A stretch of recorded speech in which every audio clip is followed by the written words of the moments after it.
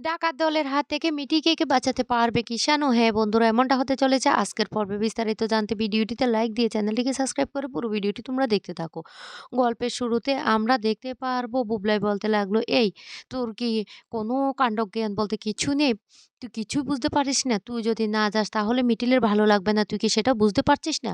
বাবিন তখন বলতে লাগলো, "কি বলছিস দাদা? তুই এটা কি বলছিস? আমার যে ভালো লাগছে না সেটা তোরা বুঝতে পারছিস না?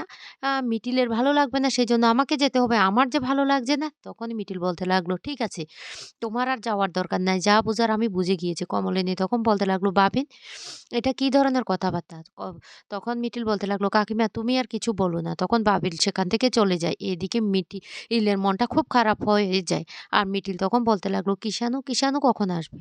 তখনই কিষাণু সেখানে চলে আসে। কিষাণু এসে বলতে লাগলো, "ঠিক আছে, ঠিক আছে। আমি তো চলে এসেছি। এবার তাহলে আমরা সবাই বেরিয়ে পড়তে পারতো। এমনিতে তো অনেকটা লেট হয়ে গেছে।" অয়নদীপ তখন বলতে লাগলো, "আগে কোন গাড়িতে কোন খাবার-দাবারগুলি নেওয়া হবে সেটা আগে ভাগাভাগি করে নিই। তারপর আমরা বেরোবো।" তখন হাসতে থাকে নতুন, নতুন তখন বলতে লাগলো, "তাহলে তাহলে আমি কিন্তু এবার কোন গাড়িতে কে, কে যাবে সেটা বলে দিই। আমাদের গাড়িতে আমি, কমলিনী আর কুরচি, অয়নদীপ আর বুবলাই তুই যদি চাস তাহলে তুই যেতে পারিস। আর যে কাকিমাদের গাড়িতে ওরা সবাই যাবে। তাহলে আর বাকি রইল কিষাণুর গাড়িটা। কিষাণুর গাড়িতে" তখন কিষাণু বলতে লাগলো, "তাহলে আমার গাড়িতে কে যাবে?" করছি তখন বলতে লাগলো, "মিঠি।" "না, না আমিও যাবো।" তখন অয়নদীপ বলতে লাগলো, "তুমি? তুমি ওই গাড়িতে কেন যাবে?"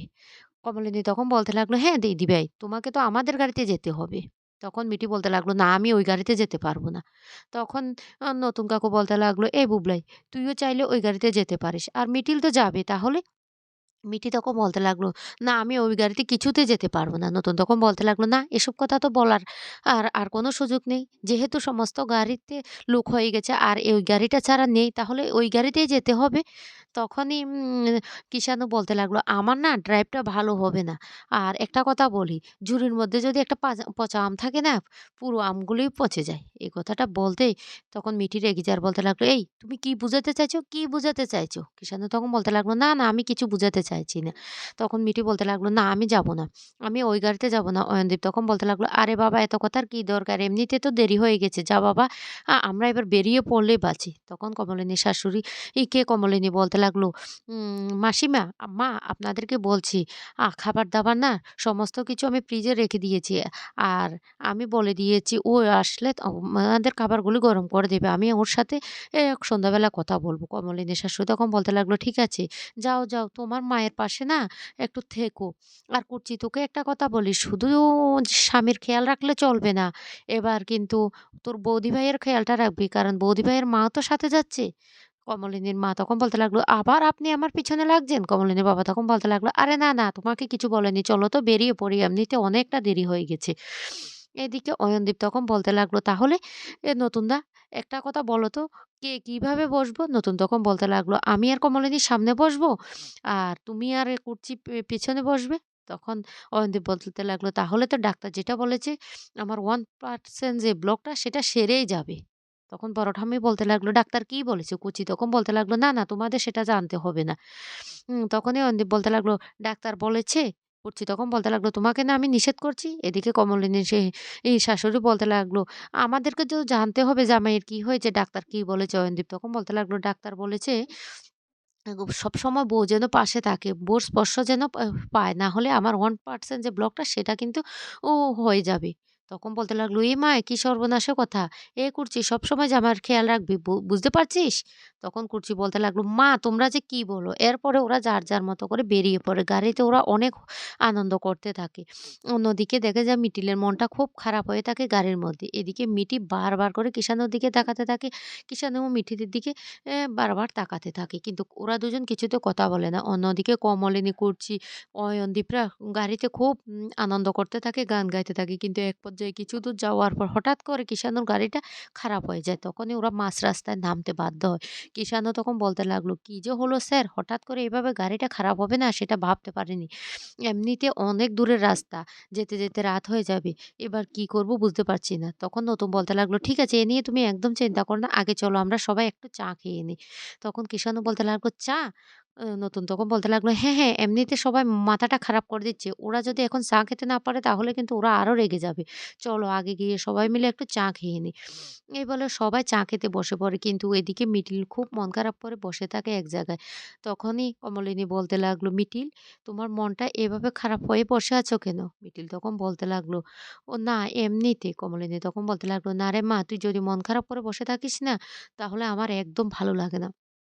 তখন বলতে লাগলো, "দেখতে তো পেয়েছো মা, তুমি তো সবটা জানো। আমি তোমাকে কি বলবো?" কমলিনী তখন বলতে লাগলো, "শুধু আমাকে বাড়ি ফিরতে দে তারপর দেখ আমি বাবিনের সাথে কথা বলবো।" তখন মিটিল বলতে লাগলো, "না মা, জোর করে কিছু হয় না।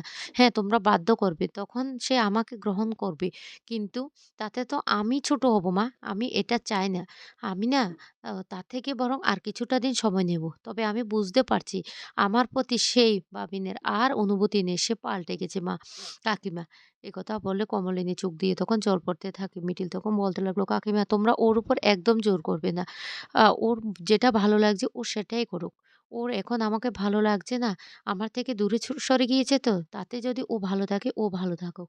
আমি না ওকে জোর করে পেতে চাই না।" অন্যদিকে দেখা যায় সবাই যখন চা খেতে বসে তখন নতুন বলতে লাগলো, "হ্যাঁ, হ্যাঁ, আমরা ১১ জন আছি। আমাদের সবার জন্য অ চা দিয়ে দাও।" তখন কমলিনীর মা বলতে লাগলো, "আরে একটা কাজ করলে কি হতো? বাড়ি থেকে একটা ফ্লাক্সে করে চা নিয়ে আসলে তো ভালো হতো।" তখন বুবলাই বলতে লাগলো, "আরে দিদুন, তুমি কি বলছো? তাহলে তো একটা বড় কলসি করে চাটা নিয়ে আসতে হতো।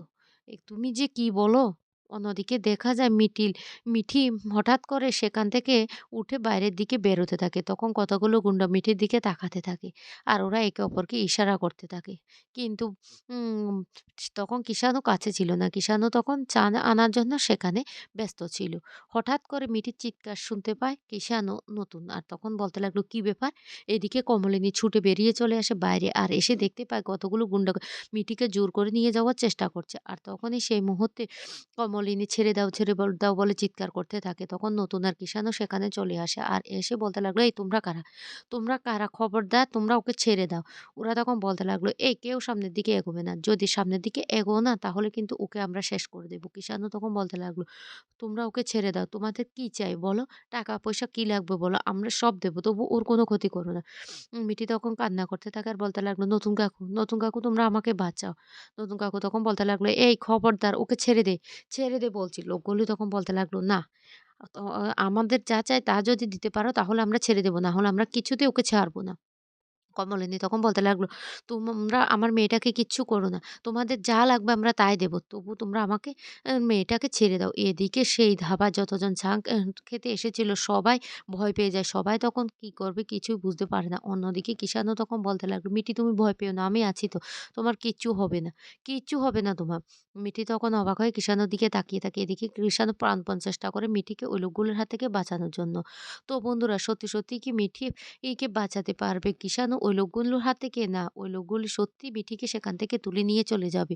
সেটাই তোমরা দেখতে পারবে আগামী পর্বে। আর সেটা দেখার জন্য যারা এখনো চ্যানেলটিকে সাবস্ক্রাইব করেনি, সাবস্ক্রাইব করে রাখবে। আর পাশে থাকা বেল বাটনটি অবশ্যই অল করে রাখবে যাতে আমি ভিডিও দেওয়ার সাথে, সাথে নোটিফিকেশন সবার আগে তোমাদের কাছে পৌঁছে যায়।